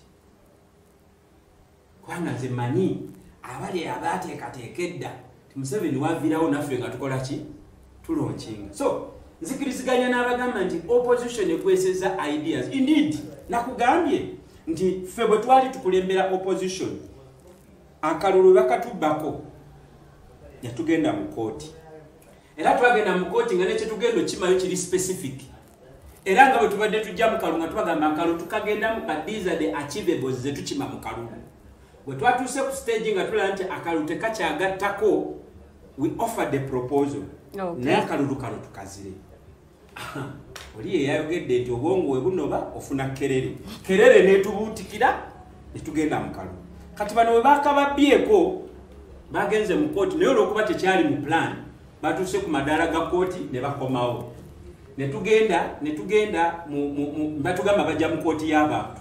N'olwaleero ewange tebannatuuka. Bajatuuka. Kitege nabo bubonero bulaga nti they don't have tactics, they don't have strategies to encounter Museveni. Kati kyokka kyebasigadde okusabirira afire mu buliri bwe bo bajje batambuze ebigere nga bava emagere batuuke entebe mu ntebe kubanga bajja kubakuba amasasi paka we munagwawo mpozi temumanye erweru. Okay, tweyanzege mwami Mayanja olw'ensonga ezo zonna z'olambuludde. Mu kaseera kano tugenda kuba tutunuulirako ensonga ya General Katumba mu ddakiika ntono nnyo, then tuleke tuddate ku nsonga ya COVID-19. Private CCTV cameras ezisuubirwa oba ezigambibwa okuba nti zezakwata ebimu ku byaliwo munange zabbiddwa era nga kino kiba kitataaganya ku nsonga y'okunoonyereza. Ababbi bazibbye. Omwogezi wa poliisi enanga ekyo kye yategeezezza. Naye ng'omwami Nyanzi Yusuf ono yakwatibwako mu mwaka gwa 2017 ku nsonga z'okutta mugenzi yali AIGP at that time Felix Kaweesi ne bamusiba naye ate ne bamala ne bamuta ku bail. So ngenda kuba nzira ntandika ne mukulu Kyaguba okuba nti cameras zino zabbiddwa n'okuba nti omwami ono yasindikiddwa ku alimanda ekitalya agira yeebakayo akinasobola okuyambako okukendeeza ku butujju obubadde bukolebwa mu ggwanga Uganda mu kulaba okuko. I think tulina nnyo okukozesa poliisi n'okuba nti batuwulira ekituufu kyeki. Naye pulezidenti yabagamba obutujju oba bwe buli tegeeza buli ku opposition yekola obutujju kubanga muna NRM nga munansiko era ekibiina ekiri mu bukulembeze tasobola kutta bantu be. Naye ekyomukisa omulungi Muganda wange angambye nti minisita wa Justice and Constitutional Affairs ow'oludda luli oluvuganya specialist mu bail applications. I think wabanga bwati ekyo kyeyasoma let her go and apply for a bail. Yes, tomanya omukulu oyo ayinza okuvaayo well naye ninamu omuntu nga busatu ku mboozi tetutandikiddeko mu kusooka. One, ng'obuleeta mu bufunze nopapya tukyalina obudde butono bannayuganda bwetubanga kuno nga tuvaawo bwetunakumawo mulina okukkiriza okumanya nti mwekuuma mu kumanya kwammwe obutakwatibwa kalwadde kubanga kalwadde kalwaza gwe naye we muneeyibala nti muli mukwesubira ku Ministry of Health okubayamba tuli kati mu wiiki yakubiri bukyanga President yagamba nti lockdown naye bagamba nti bagenda kubawa obuyambi Ministry of Health ne Prime Minister n'olukiiko olugamba mufe National Task Force ya COVID. Bannayuganda mutegeere nti mmwe kino kikwata ku ggwe wekka tekikwata ku neighbor wo. Enjala bwe bagenda kuttira mu nnyumba gwe bwegenda okutta ne famire yo.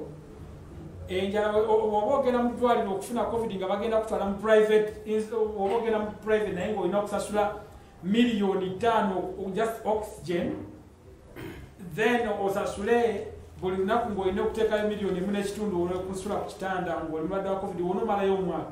Nalabye yabadde afudde nga bamubanja $1,12,000 era n'omulambo ne gusigalayo mu ddwaliro mpaka bagende banoonye ne batunda ebyapa byabwe. Naye nga bali mu kuleeta afaanana kalimambo jangu onoonyereze ku private good health hospitals ne clinics around. Lwaki baseera nga bo be baleeta privatization okulaba nti batuusaako obuweereza obusinga obungi mu bantu kubanga most of us tukola private work. Kati wemanga malta privatization ate ne mutaking a responsibility to regulate this private sector system eri mu kukola kubanga buli omu ali mu kukola kyayagala and did one day president yagamba seera kyolina ofune kyotalina naye mu butuufu buno obudde nga bannayuganda bakwata ku ggwe ekyamazima we need to change the system.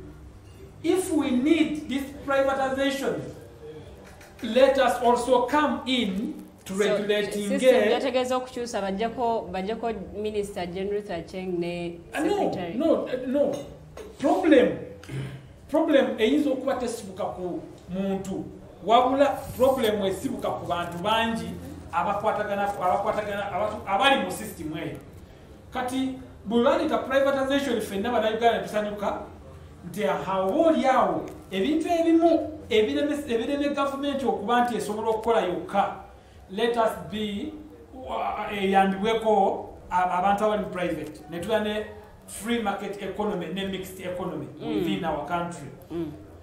Kati webanga twakiriza okubeera n'ekyo let us come out. Si kugamba bugambi nti abataxi owa taxi bw'otagulira taxi ye owa basi bw'otagulira basi ye nti mugende mbalagidde mukozese abantu mbajjeko $3 okudda ewaabwe si $15. Ate bw'oli mumusindika mu baasi ye bw'agenda agenda kuddanga mu baasi tebalina buyinza kuyingira mu business ya private hospitals yokukyajinga sente nyingi. Ideological bankruptcy. Let us use the law. Mwagenda mu total capitalism nga tubibagamba nga mugamba tulemesa enkulaakulana. Enkulaakulana yalibaddewo if we regulate kubanga private sector ina kyekoze. Ne wano jo Katikkiro yabadde nakyogera wano Katikkiro yabadde appraisinga nnyo private sector kubanga yabawa sente ne bateekamu mwanyi terimba bali musomesa sub counties eziri mu Buganda, which is a very good achievement through that private sector. However, ffe tugamba if that private sector is there is needed, let us work hard hand in hand with this private sector to we regulate other things. Transport system, even the health system. Private no government yokuba na clinic yange katunde eddagala nga bwe njagala. National medical stores eddagala nabo bebuuza by the way. If this country is here, we need to be helped and handle the situation. Okay, waliwo essimu ezze. Hello. Hello. Yes, musiye mutano. Bulungi sebo sibeta sebo. Amanya go ne desize. Mwebale kuweereza amanyi kishoya mu. Webale kusima. Ne wali kutuka ko kuba nga kusira mukalo. Abaami abo ebanyumira wali kugera dadala. Kuruchabu banoza bakikomo kwa amatayi ngolumu kenyini adanso kutunyira mu kwa usoni.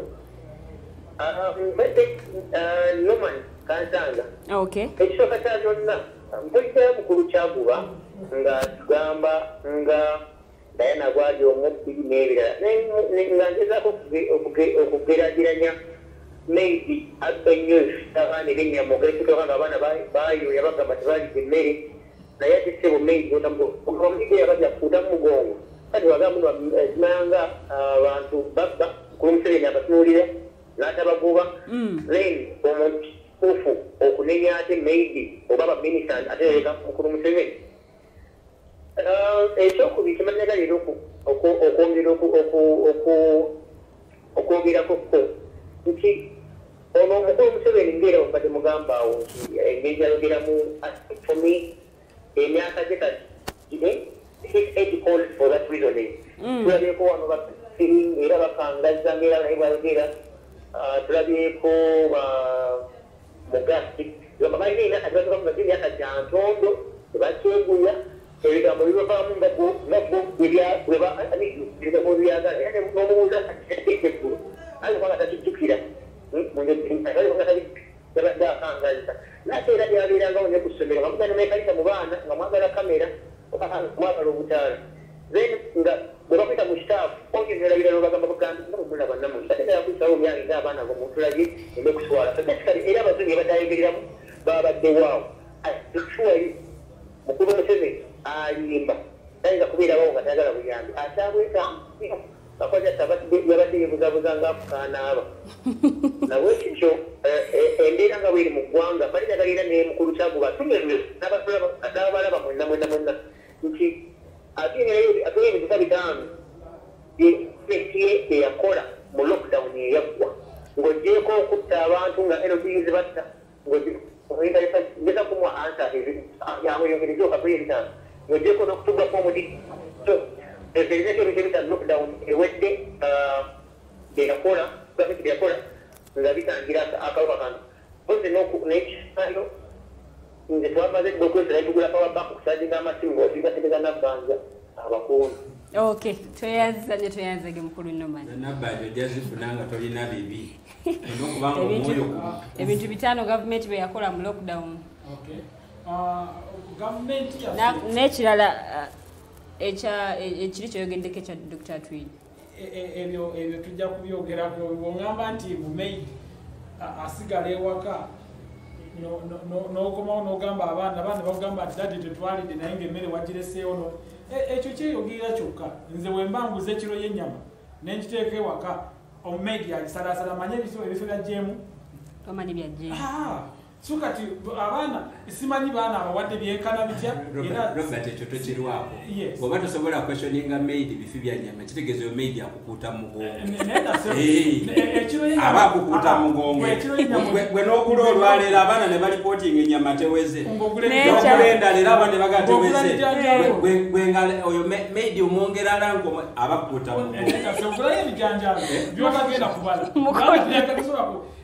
mukulu Kyaguba what submissions kati oyo maid ali eyo nga omwana tamuwamera omwana ajja n'alipotingira ate nga nze naguze ekiro y'ennyama bagire nesa sobola kuditamininga nti kino naye bw'abanga alina ennyama gyensanga gyaleseewo manya nti baaliddeko ne balekawo kati ebintu bitaano gavumenti ya preachinga gospel ya SOPs.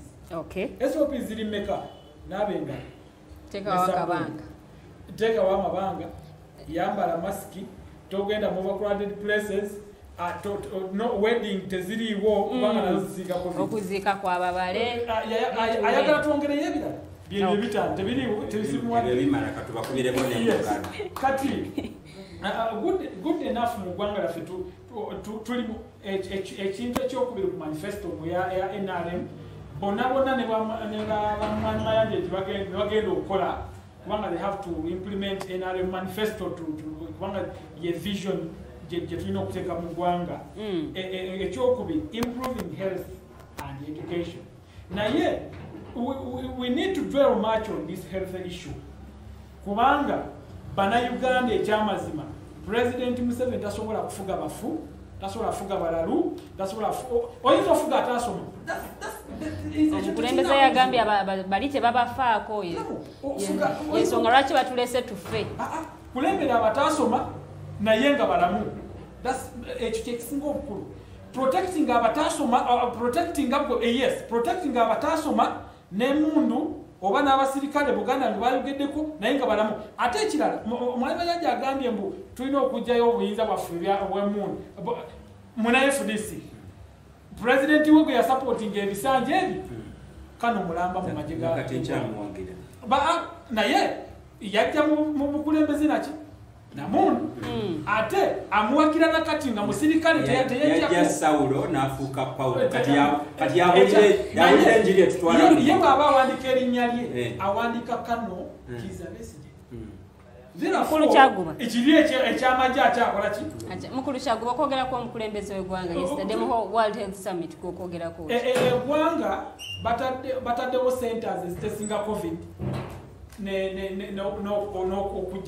okugema free of charge okugenda bakutesting COVID omanye bw'oyimiridde bwe bakuzuula ng'olina otandika obujjanjabi naye eddagala omukulembeze w'eggwanga wamuwulidde ng'ayogera ku nsonga z'eddagala eddagala tekyasobola kuva eri kutuuka eno tebatufuddeeko eddagala however tono terisobola kumala kimanyikiddwa nti bwe tuba tetujje pulezidenti yagamba kujjawo ba middlemen abakozesa ssente okupakyesinga eddagala mu ssente nnyingi ate ne batuuka kuno ate ne baligabira abalala kubanga nze neewuunya omusajja gwe basanga n'eddagala erya Ministry of Health erya Government of Uganda yalituukako atya ng'ate so abo pulezidenti bayagala okujjawo tukole ne massive auditing olw'ebintu ebituuka muno tulina okulaba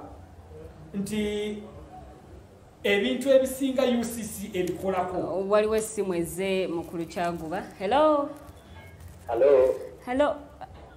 tusiima obuweereza bwamwe nga bulijjo bwatuweereza Friday webale kusiima se bamanya gone gy'osinzidde ono Kato wano kuva Embalala okay Mr. Kato kakati byendaba ebigenda mu ggwanga n'omukulembeze bwayogeza nendowooza ewafenafidendege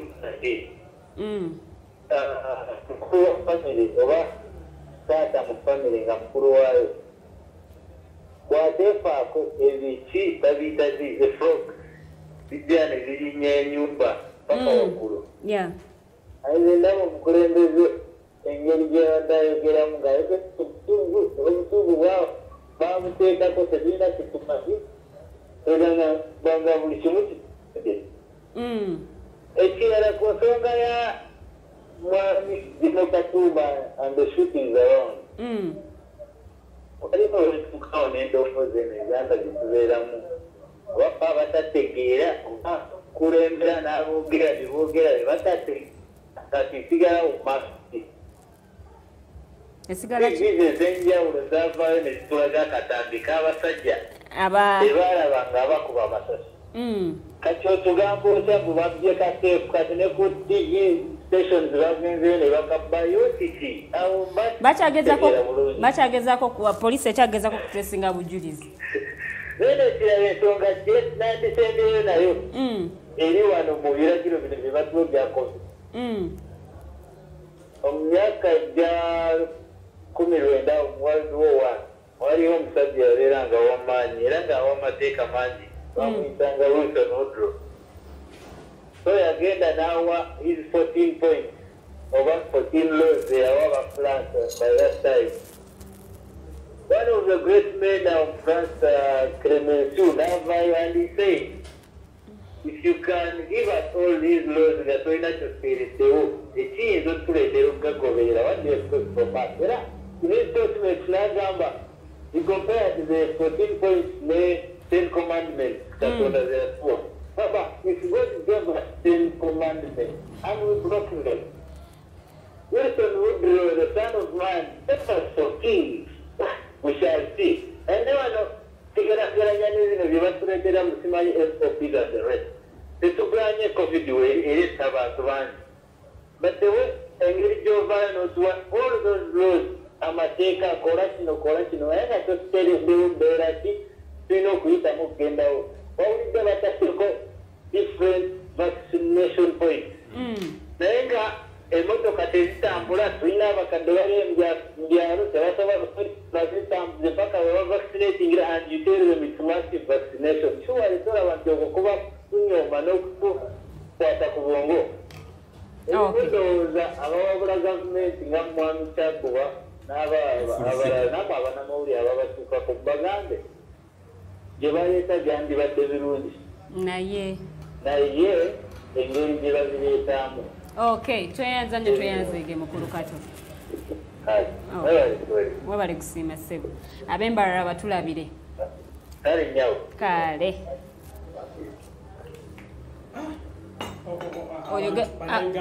Oyoge obadde wakayogera ku nsonga ya kwegemesa n'akunnyonnyola. Tewali ntambula so omuntu talina ngeri gy'atambula mu kutuukayo. Lwakuba nti aŋambye abakadde naye mu kusooka bagemesa abakadde 75 and above. Alebo nabafu. Nkutandika okumenyera. Mumuluka gumu. Menyere mukulu kyago bawumba submission yo nga tugende wa mukulu mayanja obudde butuliridde mpinga. Time is not going anywhere, it's you to go, not time. So you die. After dying, then you appreciate it. Okay, thank you very much. Katude wa mukulu mayanja. Ongambe time is not going anywhere. So katude wa mukulu mayanja na yetu ulize kugamba. Wana kato aine kigambo kyayogedde owebanga n'akugamba nti vaccination centers weziri naye abantu basobola kutuukayo. Atenge ntusaba amaloji kuba tosobola kutambula kuddaka. Zinatambula. Kuline emotoka. Ziri kumpi nnyo n'abantu we babeera. So Abannayuganda mugende mwegemese awo kumpi we mubeera. Kukyokera President alina kyabagamba nti omuntu ofuuta mu disitulikiti endala n'ogenda mu disitulikiti endala ng'ate tugezezaako okusembeza buli kimu okumpi naawe. Amalwaliro, abasawo bwe yagamba buli disitulikiti ebeeremu abasawo. Kubanga abasawo abasinga bali bagamba tetulina mirimu. Nabatirawo opportunity mugende mujanjabe Abannayuganda nga musinziira ku bitundu we bali. So n'olwekyo ekyogamba nti bagemesa vaccination centers abantu basobola kutuuka nedda bali kumpi newe bagemesa bagende babageme. Ekyokubiri nja kukkiriza nti president wobeera omanyi wobanga oli father lwakuba nti yagambye takkiriza nnyo mu ssaala ezo naye wobanga oli father we request that you start walking your talk. Ogamba nti baminisita bwe bali balayira watugamba nti mugende mulwanyise obubbi naye era obubbi manyiwe ngeri butandikamu. Kitegeeza wali badde oba watipu nti genda okwata ono noono kubanga abantu be babba sinte. Genda okwata ono noono ng'okola bwoti. So we request that you start walking your talk because you are our father. Tumanye bani betuteeka kubanga naye batandise omukwata transo nti oba tosomye ekintu kyange nti nayogedde kino ongenda kuvaamu. Okay. So mukulu kyaguba tweyanza ne nakugenda dakika 3. Dakiika zo ziweddeko zo badde olina okwogerera akatuwulireko okuva wa mukulu mayanja obudde mpayo sekendi emu nti yatandise dde okutambula neyanziza nti UCC ne minister wa ICT ne ba technical officers mu ebyo bakole nnyo okulaba nti bu video we butandikira tusobola okulondoola okutuuka we kakomye. Omuntu yenna eyabadde abika President Museveni yenyini atudde ku kompyuta ye na designing ekintu n'akikasuka oba NTV oba ni video let this UCC kubanga gwe mukyala gwe wa UCC baali bakakuteekawo osaagala tetwakubanga bino byebisula abantu. Okay, mukulu kyaguba second yeweddeko tweyanza nnyo tweyanzege katuddeko ate ewa mukulu njagala mu dakiika simanyi oba mbadde 12 zino zisigaddeyo teziwera dakiika teziwera ziri mukaaga General Katumba Wamala byonna ebiriwo biraga nti Katumba Wamala was an inside job nayogerako wano nga byakagwawo nalabye President Museveni nga munyiivu era yakozesezza nze ekigambo kinyumira ennyo mu matu gange yagamba these pigs nagamba Museveni buli wayogera ekigambo pig abanyiizi naye nga neebuuza yanyiizirwa kuba Katumba teyafudde oba yanyiizirwa kuba bakutte ku musajja w'enfanfe kati bino ebize biddako bitulaze nti obusuubu bwa President yanyigalwa kuba Katumba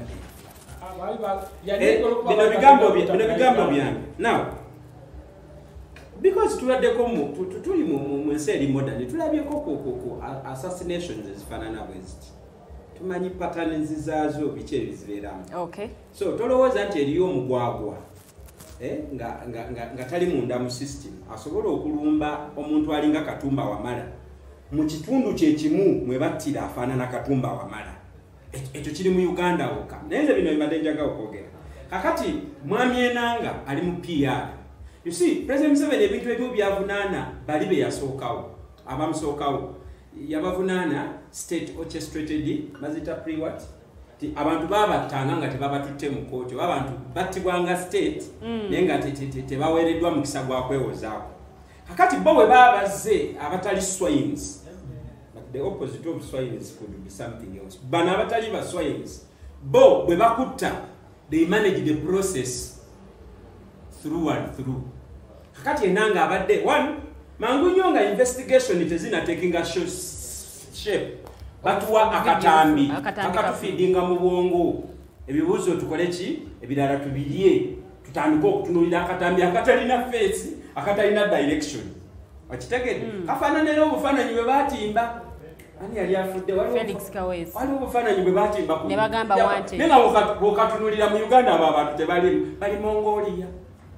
kakati bamanyi okukola PR abo ba Mongolia nze mbamanyi kakati bamanyi okukola PR Enanga azze okufeedinga obwongo bwaffe mu kye bakkiriziganyizaako tujja kufunayo omubbi w'okukyalo omumanyi mu security bw'obanga oli mubbi wa nkoko ne babba ente lulu number 1 mukwate buli mubbi yenna gwe mumanyi owakasimu owaki tujja kulondera mwe omusajja watono ayina ekisiraani kye bamukwatidde mu kiwendo ekyo tu okakanya otya ebibuuzo tulina gwe tukutte uno tumututte mu kooti tumulimandinze file closed bagenda mulimandinga emyaka ena leeta looni bw'anaaba Shamimu Malenda mukwatiddeko ajja mufunira bbeeyo so ebyo byakatumba bwe bityo ogambye munno president yagamba opposition yakola ki naye nze sikkiriza nti opposition yatta Nobo Mayomba no si eyamuta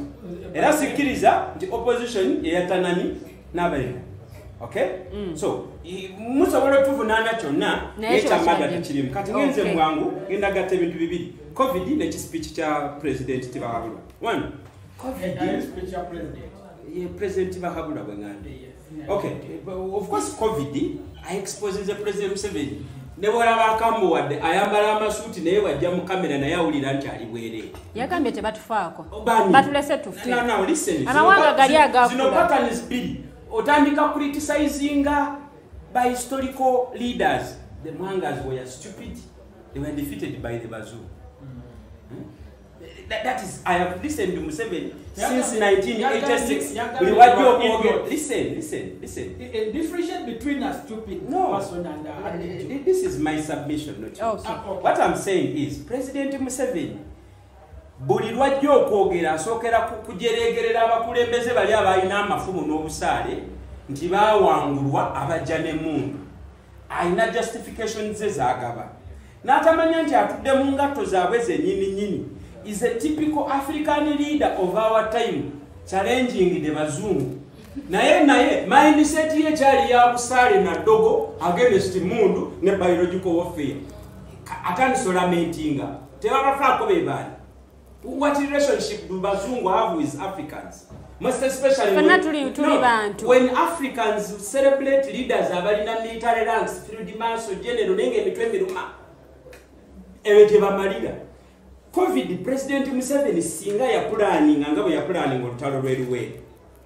Singa obudde bwe yafuna yabweyambisa okuplanningira how we are going to counter COVID. Ngabo ya planning the pandemic. No, olutalo lweruwe are taking a process nga ya mutana wa made wa. It was a process.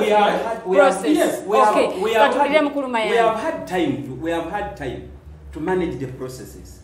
At the preamble, listen. If you define the word pandemic, at the preamble, time we locked down when you have one patient. Yes. We had the time okulaga abasawo abasibe enjala nga bajjanjabye omulwadde naawona ne bazina n'amazina. Thank you very much. Tubakumireko mu ngalo musaana omudaali gwa Nalubaali. But what happened after that? You guys went on a hunting spree. Namubba buli kyetaagisa okubba. Robert Kyaguba oyagala kubeera MP mu East African Community. I am your supporter. Maybe no byologootana. We need to regulate. Yes. You can't regulate yourself. Bano banomani abawandiisi b'ebitabo bagamba ky'owandiise tusobola kyeditinga. Kati mwe ba regulate ate mwe muli mu business. Ani atakimanyi nti Diana Atwine ne Ruth Achenge balina eddwaliro erikebera COVID. Kumitwalo nkaaga nsanvu kinana n'ebirala. So you expect the ministry now to come up with the policy to regulate herself. If you want these systems to work, mandiwuliriza Besigye kye yagamba. We needed a mixed ideological approach. State yandibadde moving in practically to manage certain things. Then we mulogota nebya liberalization, this money diversity, just money privatization. Ababi bawa World Bank kati banyumira. This is the crisis they planned. Mchala Edith Nakalema again. Don't tell me that mediocre. Sagala. What Nakalema yenyini mu State House bamugoba lwabo. Bwabera beko mubya kwata babibane. Era jja kujja mu basa za nyoyo kaliyoke kandolindoli. Nakalema is full figure of the NRA. Nenye tembade ngamba. Nti singa President Museveni for once obwongo bwabununula neja kechifu kumaso nategeera tibamwanga bakabalega bobote bamin they were only trying to answer challenges of their time. Natatumaliranga biseera buli wafunye opportunity to come and address us. Okumala obudde obungi ng'ali mwabo, yet is a typical African leader confronted by the challenges of his time. Okay. Singa abadde asobola okukola ekyo, we wouldn't be lamenting. Nti ate house girl nangulira ennyama, tewe ensanga esigaddewo. You see, President Museveni bagamba ba minister mugende mukwata ababbi, balina tandikira ku ye. Yes, tobola ba minister tebenyenyeza, babimanyi. No, ba minister bwe yabagambye, tebenyenyeza. Mukulu Mayanja, sibula abatula. Banyabo ne basebo. Kakati mulabyeko namwe. Mababeereyo tuliyo mu kintu no change. Nze sikyabakwatira kisaga Katonda mukulu muwagire bye muwagira fenna ekyokusasula tukitegedde. Ekyaleseza olwa airporting nzigule. Bikyalowooza mbu bijja kudduka bagende babijjanjabire Germany. Nene Germany bafa. Okay. So banyaba ne basebo bwe mutazukuke ate kano ke kaseera akatuufu kano. Ebya COVID tusooke tubireke tukiriza abafa bafe. Tugende tuwerwaneko tujjewo abanyonyosi bano tukole maliriza na kano. Bwagambye abantu SOPs. Oyina ensonga enkulu nnyo gy'otaayogeddeko. Ate kati gyesuubiri Abannayuganda bagiyita Besigye concoction. Bw'omala okwambala masiki n'onaaba mu ngalo na SOPs COVID akukwata. Ate oxygen wa bbeeyi n'eddagala tewali. Kati essuubi liri mu yokka eno solution omusajja gye yatugamba nti entangawuzi, enniimu, katungulu chungu, mubisi gwa njuki. Waliwo n'ebirala byatuwa mu inbox bye tutaagala teeka ku. Mukulu Mayanja tweyanza. COVID yatukwata binaku bye tunywa. COVID naye twewuunya weebuza mu Uganda yakimanyi. Mukulu Mayanja tweyanza. Uganda bw'oba bawulira SOPs na kiri kibagatteko kubanga scientifically kiri proved as immunity worked on. Omubiri gusobola okulwana ne COVID mpolampola era abawonyeewo kati banga n'abasaba tugambe mu ddwaliro oba ogenze kufa manya abanyabasebo munywenye ebintu bya Besigye ebyo Katonda ajja kutusangira eyo covid tumukube ttaka akalango bwetuva wano ng'okasasulira tweyanziza nnyo tweyanzege mwena ababaddeko sobodde kubanga nsoma comments producer ngamba nti nsiibule nve mu ddiro kubanga nganda agamba nti nazino obulungi amala nava mu ddiro sigenda kubanga nsookawo nkoze n'omukyala Nabukera Teddy Tenjo era nga yabadde producer wanaku obudde bwabukozesezza nnyo obulungi webale kuba nti osobodde okubeerako programu y'olwaleero ne baganda bange bonna nze mutabani wamwe eyesimbyewo okubeera memba wa East African Legislative Assembly era nga manyi bulungi nti nja kutuukawo nange njagala shedda kontule ne MP wa East Africa. Yes, let us live abnormally in this abnormal situation. Bannayuganda tuleme okwesigulira ku Ministry of Health. Okay, tweyanza nnyo tweyanzege mukulu Kyaguba ebakulabiranga ddala akalogenda kawuta tokiraba yumbali bije mixo obumbegena gifunye discuss ogende. Okay, tweyanza nnyo tweyanzege producer abadde mukyala Nabukera Teddy Tenjo ate nga abadde ku camera ye mwami Rogers tuli ahawe director wa show en abadde omukulu Jeremiah Mukibi tusinkana olunaku olw'enkya kambagalize weekend ennungi omumbeja liwe Lilian zabaddewo mweraba.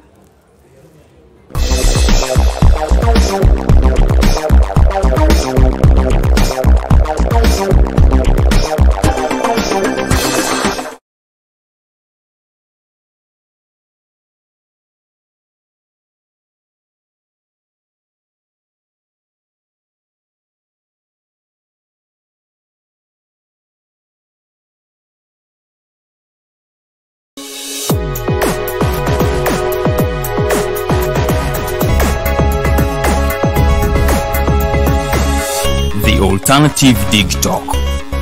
Real issues, real talk.